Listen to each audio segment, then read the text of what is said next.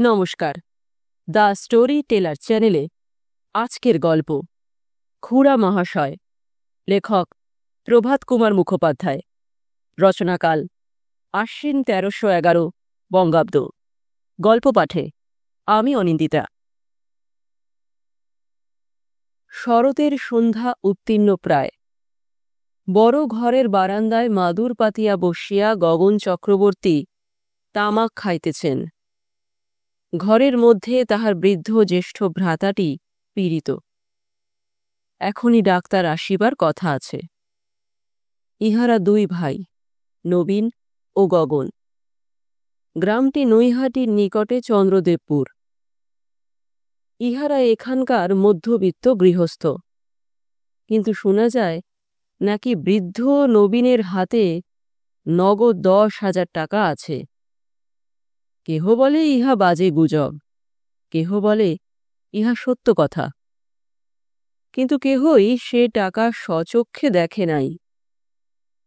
সে টাকা যে লোহার সিন্দুকটিতে আছে অথবা নাই, সেই সিন্দুকটি মাত্র সকলে দেখিয়াছে। সেটি বৃদ্ধের শয়নকক্ষে অবস্থিত। বৃদ্ধ সর্বদাই সেই ঘরে থাকিয়া সিন্দুকটি আগলাইয়া থাকিতেন। তাহার পুত্র নবকুমার পশ্চিমে চাকুরি করে। সে অনেকবার পিতাকে স্বীয় কর্মস্থানে লইয়া যাইবার চেষ্টা করিয়াছে, কিন্তু বৃদ্ধ কখনো যান নাই। সকলে বলে তিনি সিন্দুকটি ফেলিয়া যাইতে পারেন না। গগন চক্রবর্তী বসিয়া নীরবে তামাক খাইতে লাগিলেন। ক্রমে ডাক্তারবাবুর লণ্ঠনের আলো উঠানে পড়িল। ডাক্তারবাবু আসিয়া বারান্দার নিম্নে দাঁড়াইয়া জিজ্ঞাসা করিলেন, চক্রবর্তী মশাই, খবর কি? চক্রবর্তী হুকাটি নামাইয়া বলিলেন, ডাক্তারবাবু এসো। খবর ভালো, এখনও বেহুশ রয়েছেন। বড্ড জ্বরটা রয়েছে কিনা, কিন্তু নাড়ি বেশ চলছে এখনো। উঠে এসো, একবার দেখো না। ডাক্তারবাবু উঠিয়া আসিলেন। চক্রবর্তী হুকাটি সযত্নে দেওয়ালে ঠেস দিয়া রাখিয়া দ্বার খুলিয়া রোগীর কক্ষে প্রবেশ করিলেন। ডাক্তারও তাহার পশ্চাৎ পশ্চাৎ প্রবেশ করিলেন। পিলসুজের উপর একটি মাটির প্রদীপ ম্লানভাবে জ্বলিতেছিল। একখানি লম্বা ও চওড়া তক্তপোষের উপর মলিন শয্যায় শয়ন করিয়া বৃদ্ধ রোগী নিদ্রা যাইতেছেন। তাহার পদতলে বসিয়া তাহার পুত্রবধূ সাবিত্রী পায়ে হাত বুলাইতেছে। ইহাদের প্রবেশ করিতে দেখিয়া সাবিত্রী ঘোমটা টানিয়া দিল। গগন চক্রবর্তী প্রদীপটা একটু উজ্জ্বল করিয়া দিলেন। ডাক্তার বৃদ্ধের নাড়ি পরীক্ষা করিলেন। থার্মোমিটার দিয়া উষ্ণতা লইলেন। পরীক্ষান্তে বলিলেন, এখনো খুব জ্বর। সে ফিবার মিক্সচারটা খাওয়ানো হচ্ছে? সাবিত্রী ঘোমটাবৃত মস্তক সঞ্চালন করিয়া জানাইল, হইতেছে। ডাক্তার বলিলেন, আজ সারাদিন ওটা দেওয়া হোক, ভোরের দিকে রিমিশন হওয়ার সম্ভাবনা। বলিয়া ডাক্তারবাবু বাহিরে আসিলেন। গগনচন্দ্র তাহার সহিত দরজা অবধি যাইলেন। ডাক্তারবাবু জিজ্ঞাসা করিলেন, নবুকে খবর দিয়েছেন? না, দিইনি। কিছু ভাবনা নেই, দাদা ভালো হয়ে উঠবেন। ওরকম তো হয়ই ওর মাঝে মাঝে। নবুকে খবর দিলেই এখনই খরচপত্র করে বাড়ি আসবে, তাই খবর দিইনি। ডাক্তারবাবু বলিলেন, গতিক বড় ভালো বোধ হচ্ছে না, কিন্তু আজ ৫ দিন জ্বরটা ছাড়ল না। ভারী দুর্বল হয়ে পড়েছেন। জ্বর ছাড়বার সময় সামলাতে পারলে হয়।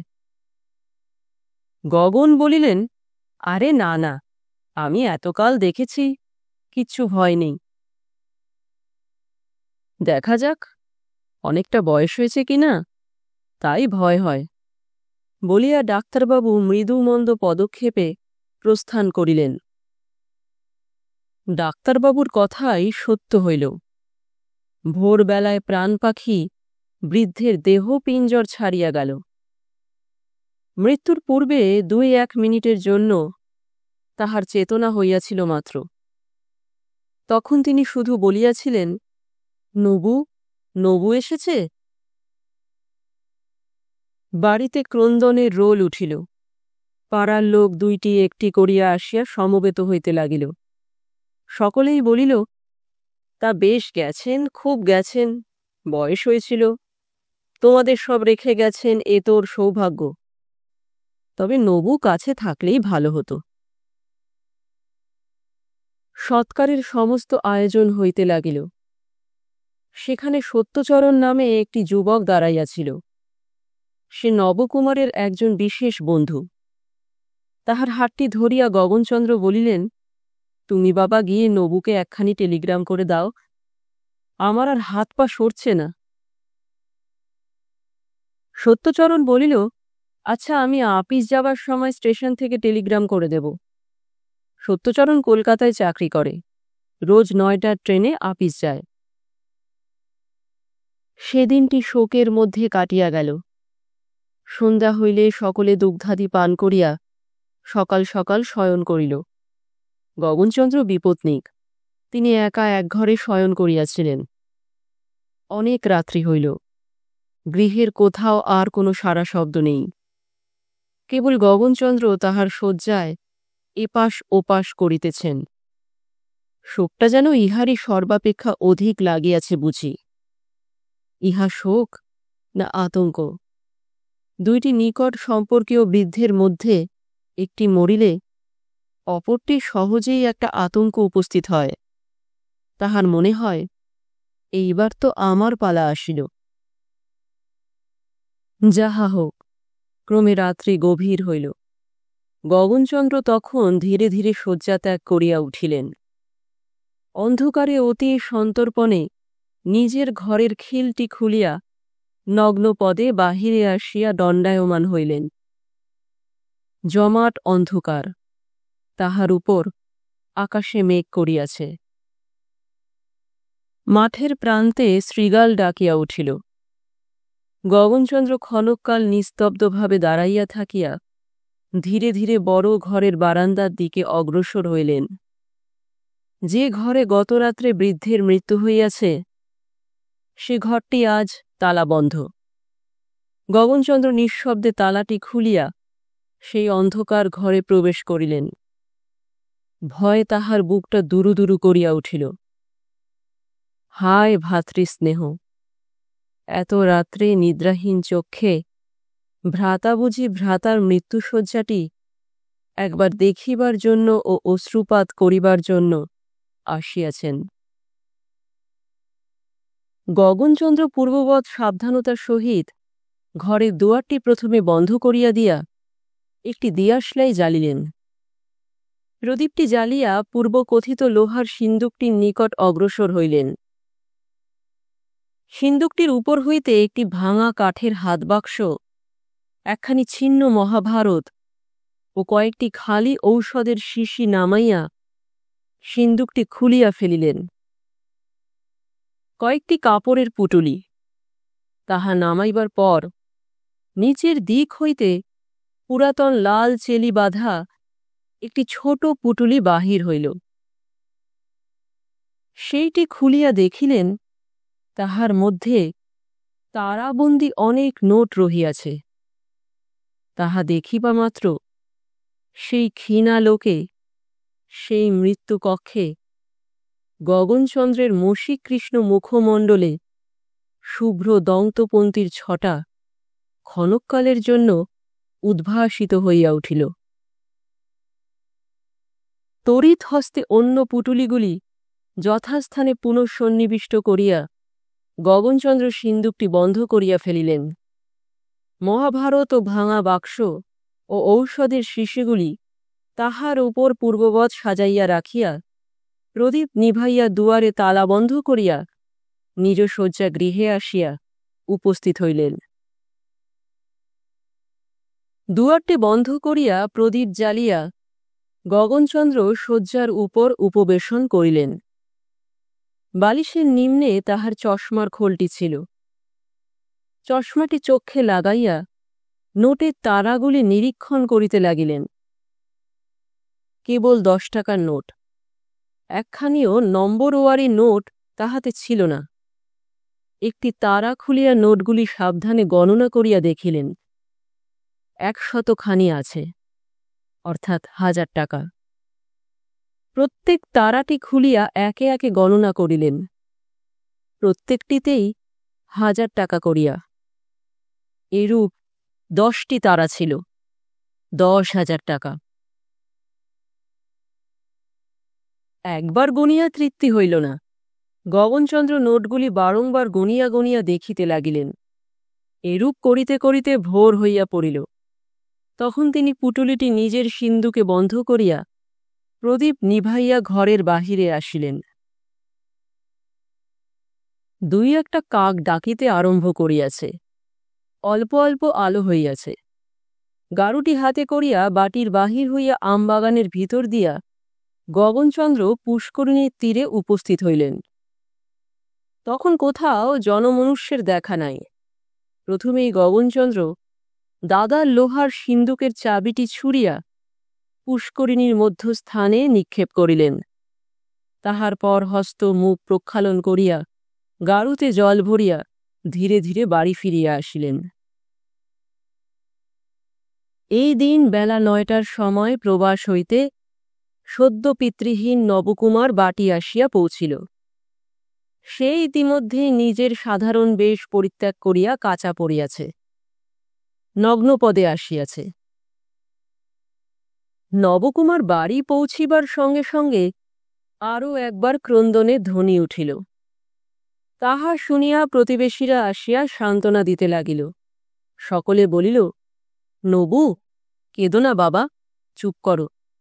বাপ মা কি কারো চিরকাল থাকে? এই তোমার খুড়ো মহাশয় রয়েছেন, ইনিই তোমার বাপ হলেন। চুপ করো বাবা।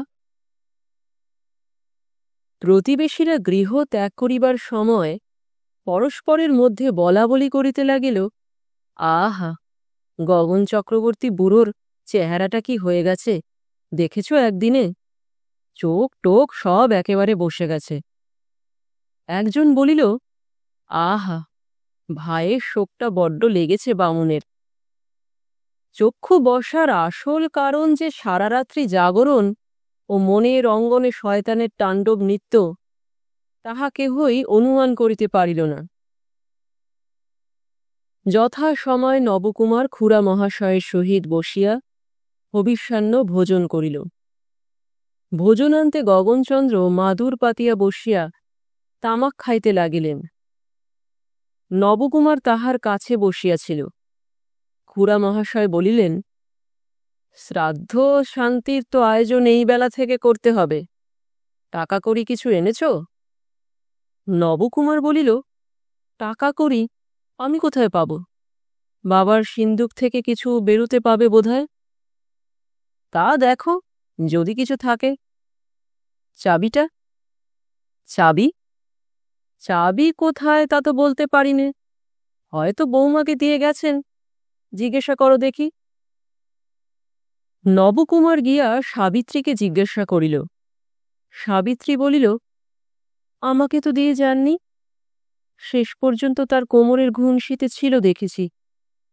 খুড়ো মহাশয় হয়তো খুলে নিয়ে থাকবেন। না, উনি তো বললেন চাবি কোথায় কিছুই জানেন না। নবকুমার ফিরিয়া আসিয়া খুড়ো মহাশয়কে এই কথা বলিল। তিনি বলিলেন, তার কোমরে ছিল? তা তো লক্ষ্য করিনি, তবে হয়তো তার চিতাই উঠেছে। নবকুমার একটু বিরক্তির সঙ্গে বলিল, ওটা আপনি লক্ষ্য করলেন না? খুড়া মহাশয় হুকা নামাইয়া কাদো কাদো স্বরে বলিলেন, আরে বাবা, সে কি আর আমার চাবি সিন্দুক টাকা করি ভাববার মতো মনের অবস্থা ছিল? সেসব তোমরা পারো। নবকুমার কিয়ৎক্ষণ নীরব রহিল। খুড়া মহাশয় ধূমপান করিয়া যাইতে লাগিলেন। শেষে নবকুমার বলিল, তবে এখন উপায়? উপায় আর কি, কামার ডাকিয়ে সিন্দুক খোলাতে হবে। কামার ডাকাইয়া সিন্দুক খোলানো হইল।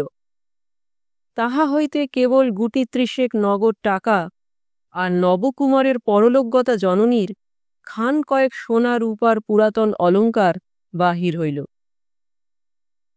ইহা দেখিয়া নবকুমার তো মাথায় হাত দিয়া বসিয়া পড়িল। তাহারও বরাবর মনে ধারণা ছিল যে তাহার পিতার সিন্ধুকে নগদ 10,000 টাকা আছে। তাহার মনে বিশ্বাস হইল খুড়া মহাশয় সে টাকা সরাইয়াছেন, অথচ তাহার সাক্ষী সাবুত কিছুই নাই।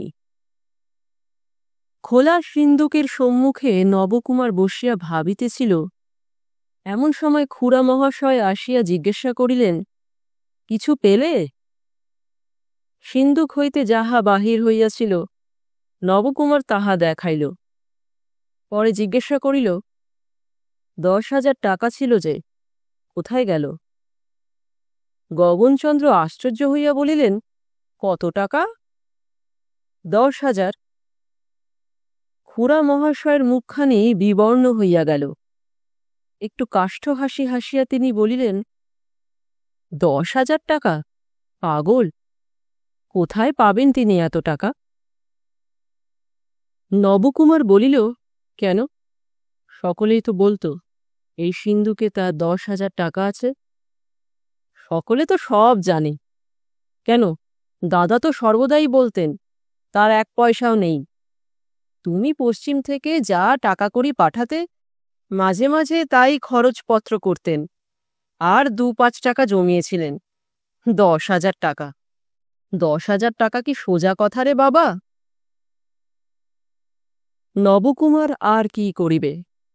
নীরবে মনে সন্দেহ রাগ হজম করিয়া যথা সময়ে পিতৃশ্রাদ্ধ সম্পন্ন করিল। অল্পদিন পরেই তাহা ছুটি ফুরাইল। ভগ্ন হৃদয় লইয়া কর্মস্থানে ফিরিয়া যাইতে হইবে।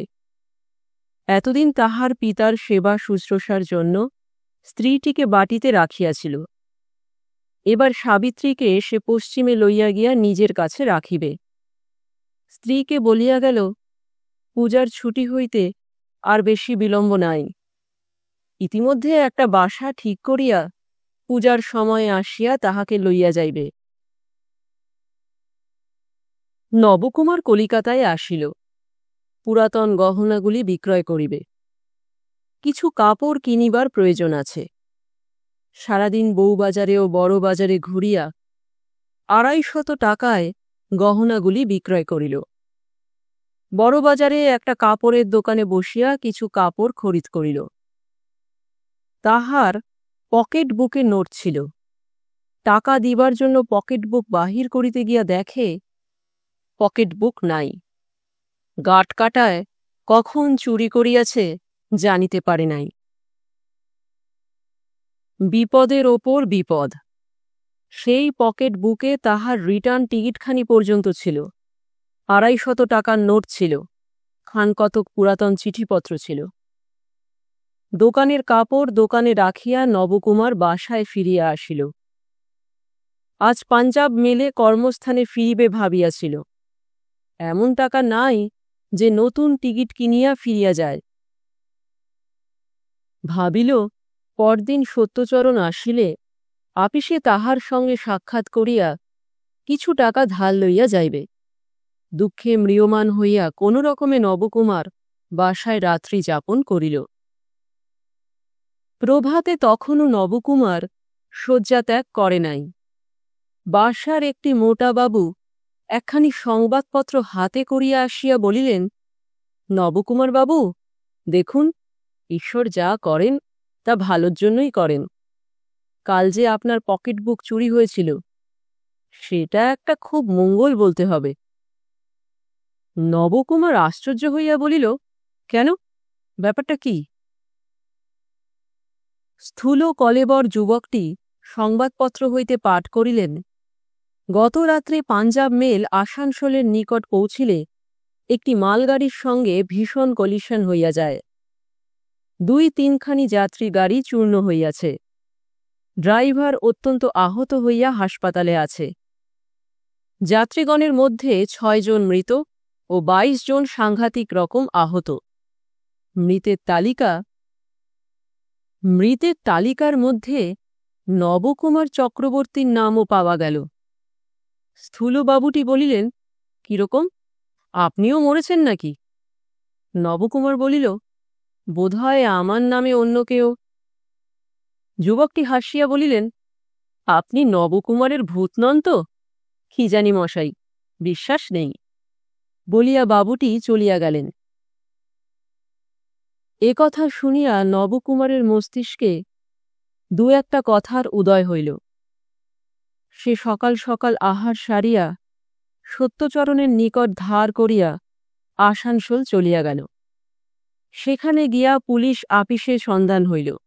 জিজ্ঞাসা করিল, একজন নবকুমার চক্রবর্তী বলে যে মরেছে, আপনারা তার নাম জানলেন কি করে? দারোগা বলিল, তার পকেট থেকে এই পকেট বুকটি বেরিয়েছে। নবকুমার দেখিল তাহারই পকেট বুক। তাহাতে তাহার নোট, চিঠি, রিটার্ন টিকিট সবই রহিয়াছে। যাহা মনে করিয়াছিল তাহাই। সেই গাঁটকাটটাই তবে মারা পড়িয়াছে। পাপে এইরূপ হাতে নাতে প্রতিফল আজকাল প্রায় দেখাই যায় না। দারোগা জিজ্ঞাসা করিল, আপনি কে? আমি নবকুমারের একজন বন্ধু। তা লাশের কি হবে? অ্যাক্সিডেন্টের পর আমরা খবরের কাগজে টেলিগ্রাফ করেছি। লাশের আত্মীয়রা কেউ একে জ্বালাবার বন্দোবস্ত করে তো করবে, নইলে আমরা পুঁতে ফেলব। নবকুমার একবার ভাবিল পুঁতিয়াই ফেলুক। তাহার মস্তকে এই সময় একটা মতলব পাকা হইয়া আসিতেছিল। ভাবিল, যদি সংবাদ পাইয়া খুড়া মহাশয় আসেন তো লাশ দেখিয়াই জানিতে পারিবেন আমি নহি। দারোগার নিকট লাশ জ্বালাইবার অনুমতি চাহিল। দারোগা বলিল, আর এ টাকা করি, লাশের ওয়ারিশান কে? লাশের এক স্ত্রী আছে, খুড়া আছে, স্ত্রী ওয়ারিশ। খুড়াকে খবর দিলে সে এসে টাকা নিয়ে যাবে।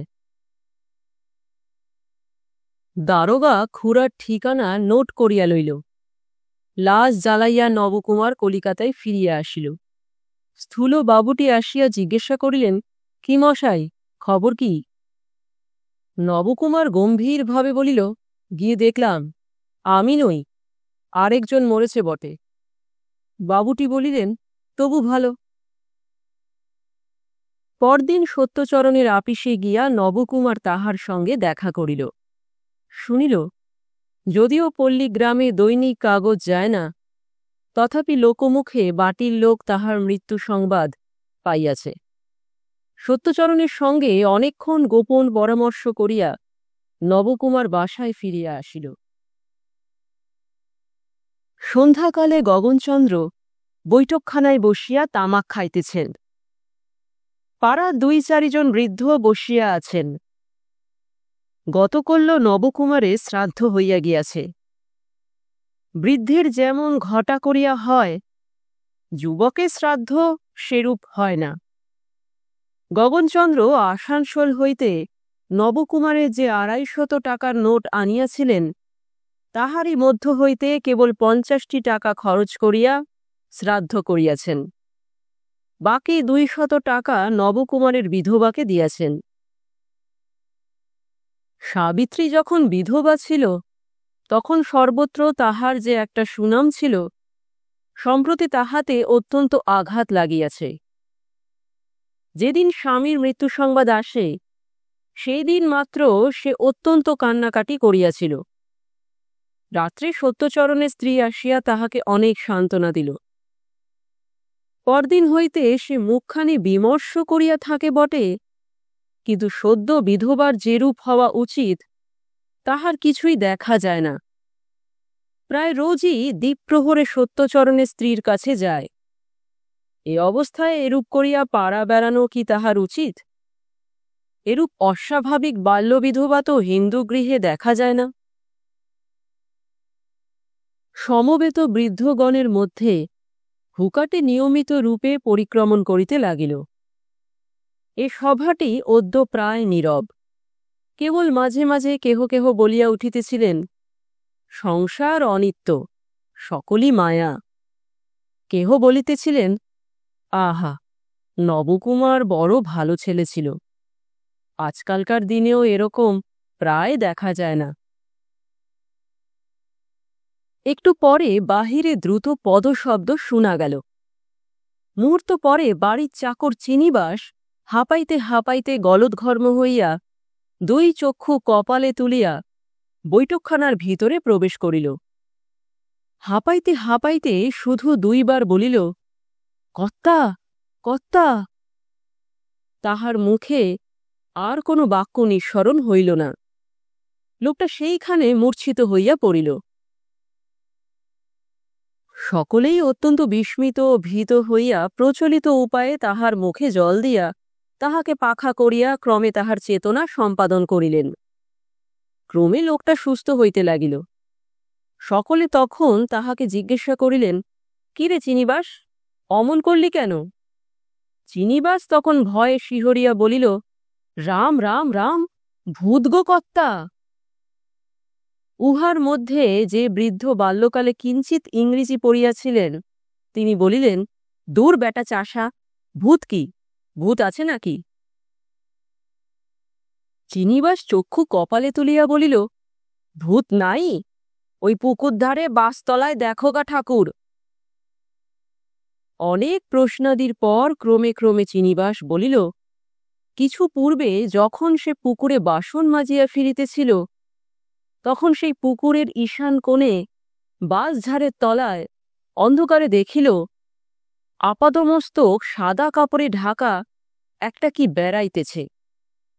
নিকটবর্তী হইবা মাত্র পদার্থটা কাছে আসিল, ঠিক নবকুমারের মতো চেহারা, আর বলিল, ওরে চিনে, একবার খুঁড়ো মশাইকে ডেকে দিতে পারিস? তাহা শুনিবা মাত্র চিনিবাস সমস্ত বাসন ও পাথর বাটি সেইখানে আছড়াইয়া ফেলিয়া পলাইয়া আসিয়াছে। ইহা শুনিয়াই খুড়া মহাশয় রাম নাম উচ্চারণ করিতে লাগিলেন। বলিলেন, ঠিক দেখেছিস? ঠিক না তো কি বেঠিক দেখেছি কর্তা? ওরে বাবারে, আর আমি সন্ধেবেলায় বাসন মাজতে যাব না। পূর্বে উক্ত নাস্তিক প্রকৃতির বৃদ্ধটি বলিলেন, চক্রবর্তী মশাই, ওই কথা আপনি বিশ্বাস করছেন? বেটা অসাবধানে বাসনগুলো ভেঙে ফেলেছে, তাই এসে ওই কথাটা ওজোর করছে। কিন্তু বক্তার হৃদয়ের ভিতরটা গোপনে দুরু দুরু করিতে লাগিল। সে সন্ধ্যা তো কাটিল। তাহার পর ৩-৪ দিন ধরিয়া পাড়ার ভদ্রলোকেরা আসিয়া গগন চক্রবর্তীর নিকট সংবাদ দিলেন, কেহ দিঘির ধারে, কেহ ভাঙা শিব মন্দিরের নিকট, কেহ অন্য কোথাও নবকুমারকে দেখিয়াছেন। পূর্বে উক্ত নাস্তিক বৃদ্ধটিকে আর সন্ধ্যের পর বাহির হইতে দেখা যায় না। অন্যান্য বৃদ্ধেরা গগন চক্রবর্তীর বৈঠকখানায় আসিয়া বলিতে লাগিলেন, শাস্ত্র তো মিথ্যে হবার নয়, অপঘাত মৃত্যুটা হল কি না, ওরকম তো হবারই কথা। বছরটা পুরুক, গয়ায় গিয়ে প্রেতশিলায় একটা পিণ্ডি দিয়ে দাও, উদ্ধার হয়ে যাবেন। একদিন সন্ধ্যার পর খুড়া মহাশয় পুষ্করিণীর তীর হইতে মুখ ধুইয়া জল ভরা গারুটি হাতে করিয়া আমবাগানের ভিতর দিয়া ফিরিতেছিলেন। সহসা এক শ্বেত বস্ত্র পরিহিত মূর্তি তাহার সম্মুখে আসিয়া দাঁড়াইল। তাহার মুখটি ছাড়া সমস্ত গাত্র বস্ত্রে আবৃত ছিল।